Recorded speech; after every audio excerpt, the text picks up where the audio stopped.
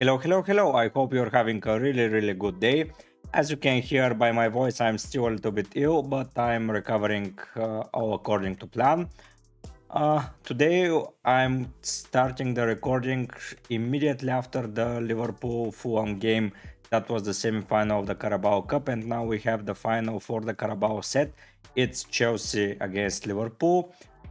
Today we're going to see how the teams played in those semi-finals and what that means for the fantasy, because there is a blank game week already confirmed, but that will be a discussion for the end of the video, so stay tuned up until the end to see what that final means for the fantasy.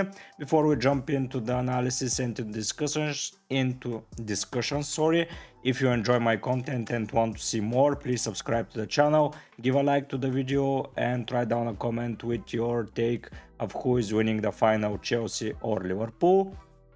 Now let's jump with the discussions about yesterday's game, where Chelsea destroyed Middlesbrough. They were far the better side. They scored 6 goals, Palmer scored 2, Disasi scored, he assisted, Enzo scored. There was an own goal, but it was about to be scored by Broja. Madueke scored. They conceded a silly goal, if I have to be honest, but they scored 6, so uh, yeah, everything is forgiven.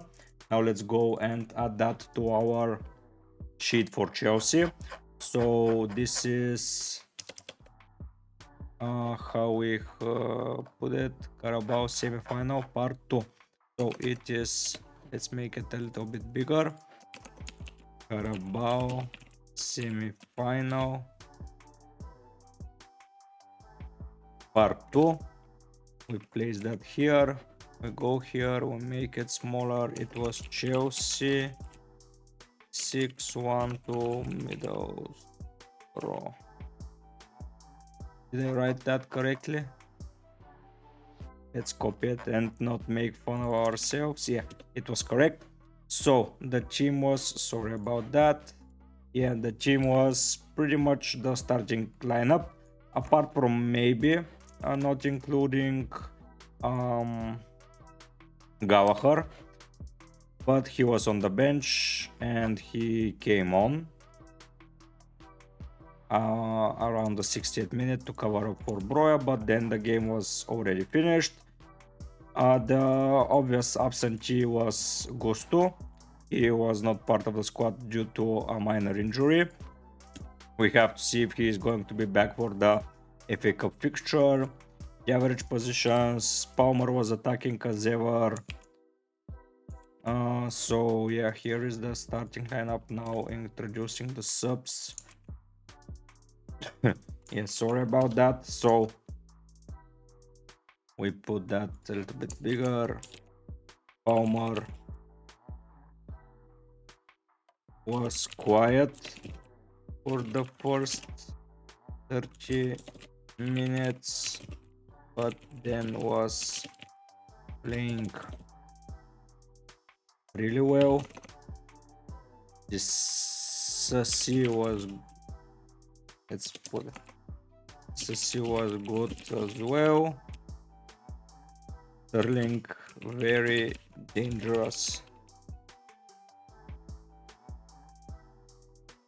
A lot of attacks by Chelsea. Gusto with minor injury. So yeah, those are the updates that we can put for that game. It was a pretty comfortable game for Chelsea. A lot of players scored, a lot of players played, so everything was just better than the first time playing for against Middlesbrough. Now going into the second game, it was a game between Liverpool and Fulham. Fulham was the home side. It ended in a draw, but it could have ended in very different ways as well. Let's start by adding the Fulham part. So yeah, we go here. One player made a pretty good, or put up a really good performance, but we'll talk about it in a minute. Part 2. So yeah, here it is. Fulham, Liverpool, it ended in 1-1. Okay. So Fulham weren't bad, Liverpool were just the better side in my opinion. They scored the first goal, Liverpool, and then Fulham equalized in the second half.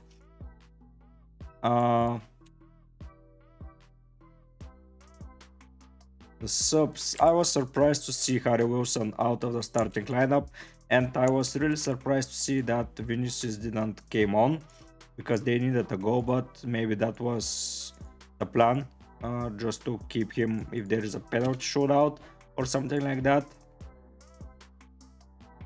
So here are the positions. They played in a 4-4-2 basically,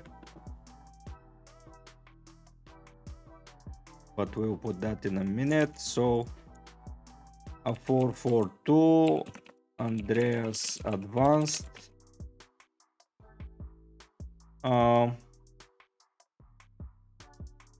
Robinson was attacking, Tosin made a really put a really good defensive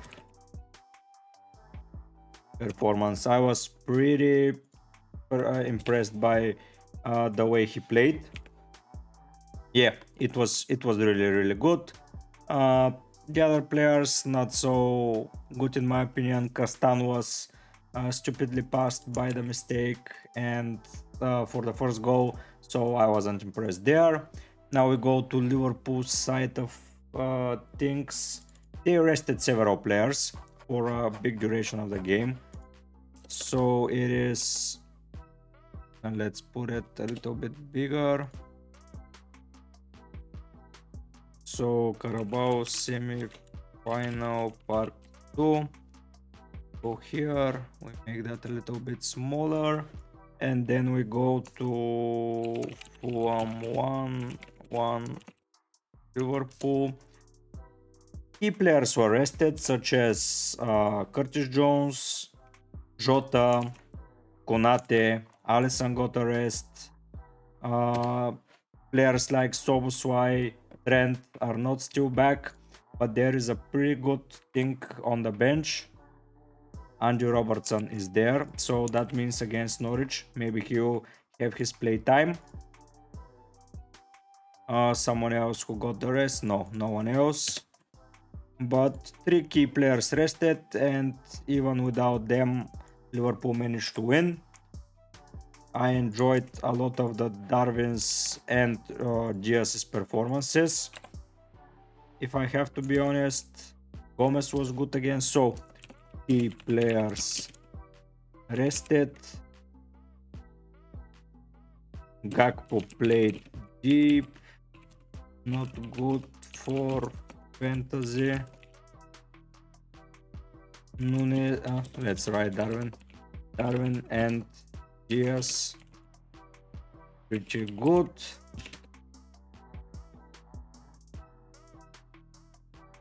Or pretty good. Okay, let's put that here. Gomez was solid.